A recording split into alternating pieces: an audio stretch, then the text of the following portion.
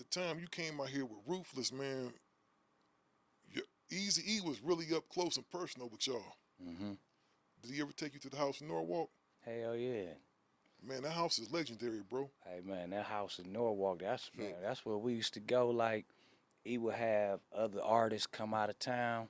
We was big drinkers, like, you know what I'm saying? And he would be like, y'all niggas can't drink more than these niggas. We'd tear that nigga house up. We be in that motherfucker drunk. This nigga got AKs everywhere, just, you know what I mean? Yeah, but Norwalk, that's where we used to go get to do what we wanted to do. Yeah, right off the freeway, it was real low key, man. Shout out to the homies Skip and Twine, Big Twine. Big Twine. Yeah, they had me over there, man, one time when I never knew that part of town. You know, being in Norwalk, you don't think. Oh, no, yeah, He you brought don't go to Hollywood to Norwalk. that motherfucker, man. All kind of broads over there, man. Yeah. Yeah, we used to go over there, man, and just like he'd be showing us. That's when over there, that's how we found out he was a prankster too, you know what I'm saying? So he would show us videotapes of him pranking CPO, and you know what I mean? We spent a lot of nights in Norwalk, man. That shit was cool. Yeah, man, you know, I still think, man, to this day, man, not to try to hash up no controversy or nothing, I don't think Eazy died of AIDS, dog. I just don't think he did. I don't believe he did. I've had family members that suffer from that disease, you know, unfortunately, not a lot of them, but I've seen people go through that, man, and you just don't go to being diagnosed just for full-blown AIDS and never had HIV. You know what I'm saying? It was too much about that, man. I know one thing in America, we can't put nothing past nobody. You know what I'm saying? Like, Oh, definitely not. Because if they want you up out of there, like, I still think, you know, Tupac and Biggie situation went as far as it did because that boy was so politically in his mind where he was going. They probably got rid of them niggas. You know what I mean? They probably they know how to get rid of you. You know what I mean? They killed off a whole generation of smart men, from Malcolm to Martin to, you know what I mean? You can't put nothing past they get America. rid of you, man. You got to watch yourself. Yeah. And when you start talking about the Malcolm and the Marks, man, it ain't nothing for them to touch a rapper, dog. It ain't. I mean, they shut the Panthers down. You know what I'm saying? Like, infiltrated us, put crack in our neighborhoods. You know what I mean? Got our parents all fucked up. Thank God hip hop came along, because we would all been fucked up. Oh yeah, for sure, man. It'd have been a real bad times, man. Can you imagine with no hip hop where a lot of niggas would be right now, man? Man, I know I wouldn't be here. Man, there'd be a whole bunch of people in penitentiaries, dog. Yeah. Be a whole bunch of cats in the graveyard. Be some more dead, a lot of more dead niggas, a lot of more niggas in the pen, you know. Because it gave, even though, like I said, it still connected niggas with the streets, it gave a lot of niggas an opportunity to change their lives as far as poverty and the kids, and you know, being able to be around your children. You know, we grew up a lot of single fathers and shit like that, and like you said, a lot of dope was introduced and all that shit. So we learned the hard way. Our generation, you know, not that our parents didn't learn. You know, you had slavery and all that shit that our great grandparents and all that had to, but going through the gang shit, niggas popping at you and trying to sell dope and taking penitentiary chances, we had some fucked up shit to go through too, that we had to try to make it out of. You feel me? So hip hop did that for a lot of niggas, man. Oh man, I'm gonna tell you something, man. Professional athletics and music have been the thing for the black community, man. I just want to see a time, man, where we start expanding beyond that, man, because like I tell everybody, when people talk to me about wanting to do a podcast, I say, why don't you want to become a producer? Right. Why don't you want to become a person that want to learn how to work the cameras, how to edit, do other things? There's too many people doing podcasts. The odds of you breaking into that industry, it's almost like the new record deal, dog. Oh, definitely. The odds are very slim. You ran the label, dog. It's hard.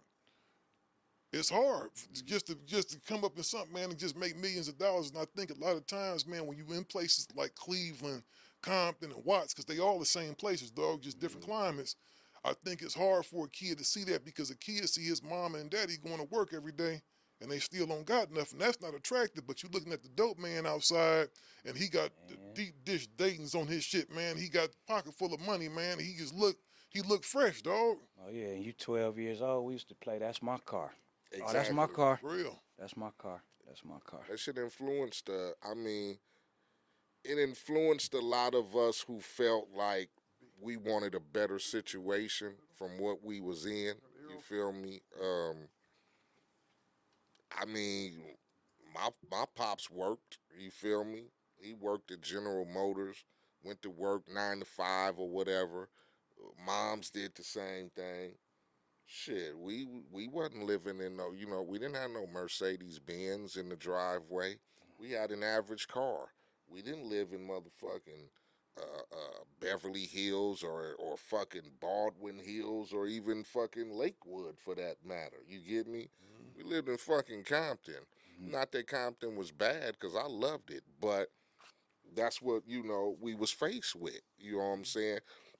When you turn around and you look at the nigga down the street, god damn, this nigga got a brand new motherfucking truck. Right. On goddamn Dayton's. Hell yeah. And wait a minute, the nigga got a Lolo too? Right. And then, wait a minute, the nigga got this too? And he got the that baddest too? broad in the hood. And that too? Last summer he was on the bus. Man, them Like, how niggas you got do that, motherfucking. nigga? You look at that and be like, well, shit.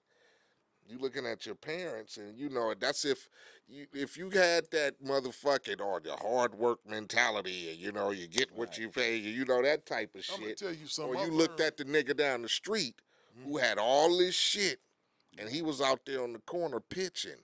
That was your influence. My influence wasn't to go punch no motherfucking clock like I saw moms and pops slaving. They was coming home with backs hurting and knees I'm hurting. gonna tell you right now, dog. I tell my kids and people, don't misjudge what I'm about to say, because you should take your lazy ass to work to provide for your family. But do that while you building towards a dream. I told all my kids, y'all don't need to think of getting no jobs. Don't go to school just to get no job. Because a job, that motherfucker lets you go at any time. That's almost like a sucker bet almost. You work somewhere for all your life, man. And then by the time they tell you can retire, now the retirement age done went up 2 years every year since I came out of high school. You can't retire till you damn near 67 or 70 now.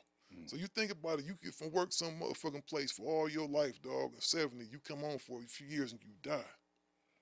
Yeah, no. While making another motherfucker rich. Now, he don't provide it for you. You got a paycheck out of that, dog. But I just always aspired for more, man. I always tell people to find you a talent, what you good at. It ain't necessarily got to be that you no rapper, no podcast, no actor, nothing like that. But you could be the nigga that clean cars, that detail cars real good. Own your own detail shop. You can't never fire yourself, my nigga. Yeah, having that mentality is hard for a young nigga or a young kid who's 11 or 12 coming up in poverty and the struggle, where I'm watching niggas on the block every day, and then I'm seeing police shit, and I'm seeing niggas get smoked who from my block. It changes your mentality. Hell yeah. You know what I'm saying? You want to strive for, something better, but like I tell niggas, as a kid, you have those dreams. You get me? When I was a kid, I didn't think I was gonna be no rapper, actor, podcast motherfucker. You get me? I thought I was gonna be like any other typical kid. I'm gonna be a policeman, I'm gonna be a fireman, I'm gonna be a doctor, dreams lawyer, quickly shattered. whatever. And then the more you see poverty kick in, and you like, well, shit, I ain't got no new motherfucking Nikes on, and moms ain't buying me this, and then especially if your parents split, and now you got single moms at home, and now really shit is like low income and shit. Your aspects of like, nigga, I ain't finna be no motherfucking doctor or lawyer shit. I'm barely finna make it out the niggas need just it down the now. street shooting every night. Who says I'm finna make it out of here? And then next thing you know, you claiming the hood, and then you running in with the police every day. Nigga, I'm like, nigga, I'm gonna be in prison some fucking where. Gangsta Chronicles, we gon' tell you how it goes. If I lie, my nose will grow like Pinocchio. We gon' tell you the truth and nothing but the truth. Gangsta Chronicles, this is not your average show.